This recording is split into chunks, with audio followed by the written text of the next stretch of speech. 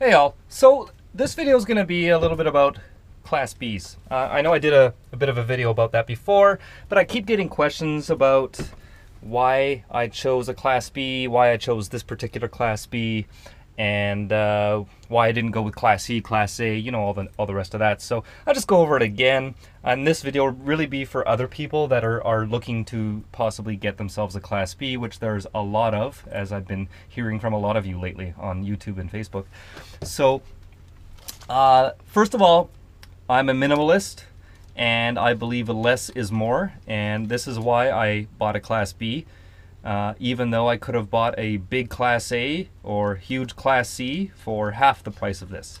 I have already lived in both Class A's and C's, and they have their purpose, but it's just overkill. And they're a lot of them too are very cheaply made. There's a reason why they cost less. They're what they call stick and tin construction for a lot of the Class C's, especially 80s, 90s, 70s, 80s, 90s. They're just, a lot of them are held together with 1x2s and aluminum siding. They're very easy to make, they're very cheap to make, that's why they cost less at the end of the day. A Class B is generally, everything's got to be made to fit the molds, the curves, everything's, you know, even the body itself. This one has the fiberglass roof and rear cap that goes all the way around the back. I mean, it's very expensive to make this stuff, so there's a lot more involved in the manufacturing process. And to cram all the living amenities of a Class C or A into a smaller space too, you know, it costs money. So to me, it's not too surprising they do cost more. And also, there's not as many of them available, and they're definitely in demand.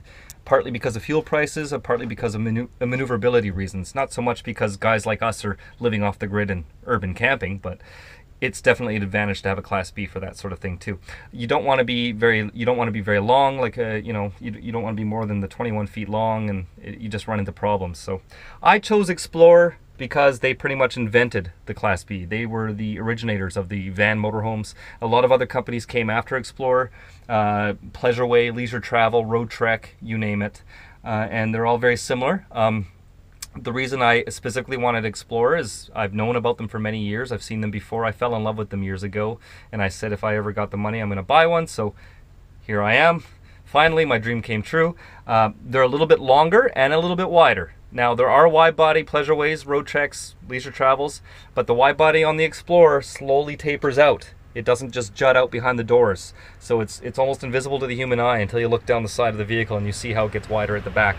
And the rear part of the vehicle is actually 4 feet longer than a standard full-size Dodge Ram van. So it gives a bit of extra space. Because it's longer off the back, I have not only a bed in the seating area, but I also have a nice area up front for the table and seating and whatnot. So they're very well built. Go read online the forums and the Class B forums, RV forums, and people swear by Xplorers. And I've read a lot of people too who, you know, the type of people that think they need a new RV every 5 years, usually the older retired couples who think they always need it new, and they upgrade their RVs just like they would a car, which I find kind of crazy, but they upgraded, when Xplorer stopped making these, they would upgrade to Road Treks. And a lot of them would talk about how they miss their Explorers because they don't feel that the Road Treks are built as well. And I have to agree with that. I've seen a lot of Road Treks. They're nice, but if I could choose between a Road Trek and an Explorer, there's no way I go with a Road Trek. Pleasureway, they're pretty damn nice too. Really well built, but not as big and about the same price. So I figured this is the maximum size I can fit into a standard parking spot. I'm going to take it. And it's got everything I need. It's nice and cozy. I am going to be a bit biased by saying that I really like Xplorer over the others because obviously I own one. But I didn't come to this decision lightly. I searched for months and months online. I was looking at all sorts of options. I looked at Pleasureways, I looked at Road Treks, you name it. Total fluke. I almost bought a Pleasureway here in Vancouver, and I was like 2 days away from going out and possibly purchasing it, and then I found this on a classified site in the USA. And way down in St. Louis, Missouri, it was sitting on a dealer's lot, and I had it shipped up to Canada and imported into Vancouver here. And it cost about the same as the Pleasureway would. But I didn't compromise. I got exactly what I wanted. I knew that if I found one of these, I would have rather had this than the Pleasureway. So let's go into reasons why I chose the Xplorer. First of all, their history.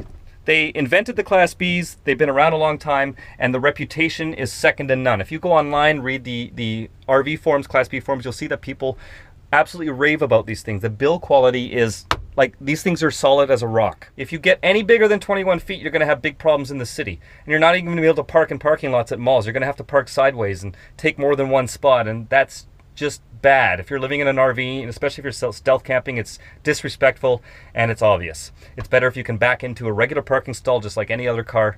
And 21 feet is about the absolute limit. I can fit into most meter parking spots as well with this. If it was 1 foot longer, forget it. So this is the maximum I can get. The width is almost 7 feet wide. Like it's pretty wide. Or it's actually, I don't know exactly what it is. All I can tell you is that it's 10 inches wider than the standard Ram van. So it's almost a foot wider, and that makes a difference inside. The aisle is wider, and it gives them the extra room to put a full wet bath in, because a lot of the Class Bs didn't have enough room for the full wet bath, so they'd have the shower in the aisle, and you would have to pull a curtain around up there and then stand in the middle of the aisle and have a shower, and I personally don't like that. I prefer to have a private bathroom. Okay, next thing about the Xplorer as opposed to Pleasureway. Well, basically the reason I chose this over the Pleasureway was because of the extra length. Because of that, I have the table up front here. So I have a workstation. Some of them came with a sofa here actually, and it was pushed back about another foot back, and so you had a pretty good sized sofa, and the bathroom was back about another foot, and the difference was the bed area was smaller. So that's the other version of the Xplorer, if you'd rather have a sofa at the front and a bed at the back. But I preferred this one. This had twin beds, so it had a bed there and a bed there and a night table there. But I obviously didn't want twin beds. I wanted a permanent bed, but this is what I had in mind. I was going to make it one giant king size bed, which I did for a while, and then I decided it was just a little bit too big, and I didn't like hopping up onto the bed all the time when I just wanted to relax. This way, I've got a full-size bed that's actually longer than a full-size bed, because it's almost 7 feet wide back there. So you don't hit the walls when you're stretching out. That's a big advantage of the wide body.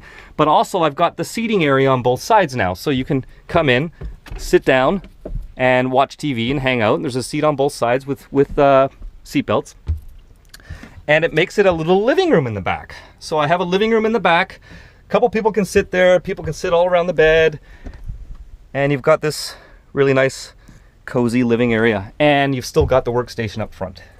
So this little extra area is because this van is longer than most vans. If I had that in the back of most of the vans, the washroom would be right up to the driver's seat, or it would just be cabinets here, as you would see in most of them.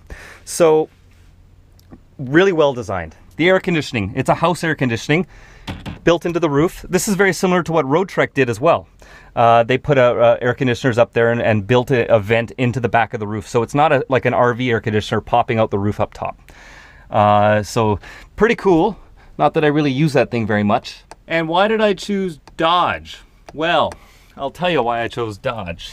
Well, first of all, Xplorer and Dodge were very tight. They pretty much only made exclusively Dodge products. They were really close to apparently a Chrysler headquarters as well, where they made these.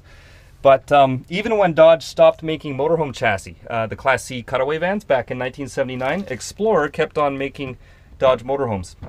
Dodge didn't even make Class A motorhomes after '79. They cut out all their heavy trucks. But Xplorer made their own Dodge Class A motorhomes. And so they made their own chassis, their own frame, and put Dodge engines in there. So they were really dedicated to Chrysler. They did make a few with Chevy and I believe Ford motors as well. Not vans, but Class A's. But they didn't sell well, so they went back to Dodge.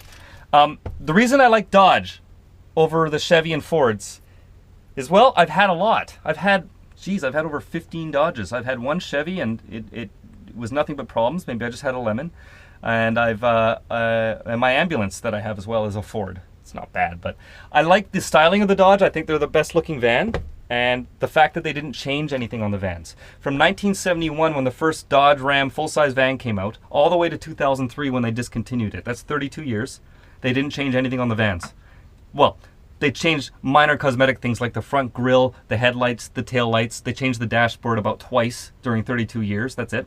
But the body panels, the basic frame and the design is from 1971, even on this one.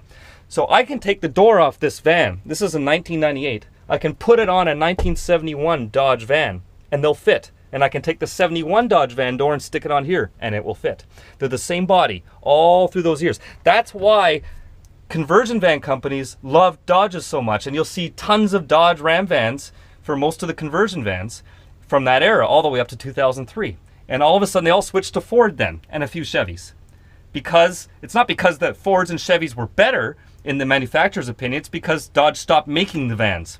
So they had no choice. But the conversion companies liked it because from year to year and decade to decade, the vans didn't change. So they can make molds, they can make these fiberglass molds, the cabinets and all the things to fit, and they can use it every year without having to change anything because then it becomes costly.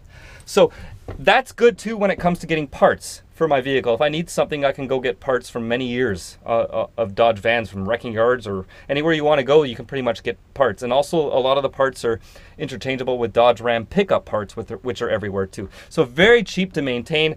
Knock on wood, a lot of that in here. I've never had a problem with this. I've never had many major problems with my Dodges, and this one's in really good shape and low miles, and they're workhorses. They'll go forever if you take care of them. So I love the Dodge. And they look the coolest, you gotta admit that. The Fords just have that big snout on the front. The Chevys are all boxy looking. I don't know, it's just not my cup of tea. I don't mind the look of the new Sprinter vans, but I wouldn't want to buy one. That's just my opinion. Sorry to all you Eurovan fans out there. I'm not a Eurovan fan. I actually got a business card from a Dodge dealer, a Chrysler dealer, and they were trying to sell me one of the new Ram vans, which is based on a Fiat. It's the Ram ProMaster vans you guys have probably seen around on the roads now. No thanks, you couldn't pay me to take one of those. Yes, you can stand up on them and all the rest of that, but I'd much rather have an actual made in Canada vehicle, which Ram vans are made in Canada. So it's an American van, or we should call it North American van, I guess, because they're made in Canada right here on this continent, and they're not made in Italy, then shipped here, and then finished, put together or anything like that, at least parts wise. I know that the new vans are made in Mexico, the new Fiat Ram vans, but the design is still from Italy. I don't know, I'm not all about that, guys. Maybe you guys think they're better, that's great for fuel mileage and all that, but I could really care less about that. I'm not paying rent, so I don't care. I would even be happy if I had a Hemi in here. So, so I like the Dodge for the styling, for reliability, for the availability of parts easily and cheaply. And I like the Explorers because they're wider, they're longer, they're well built, and I almost forgot to mention, they have the dual wheels on the back. And if you're gonna buy a wide body from any manufacturer, Road Trek, Leisure Travel, Pleasureway, you name it, Coach House, there's a lot of them out there, but none of them have dual wheels. And it makes a difference because these vans already have bad handling on the highway and in high winds, even without the wide bodies built onto them.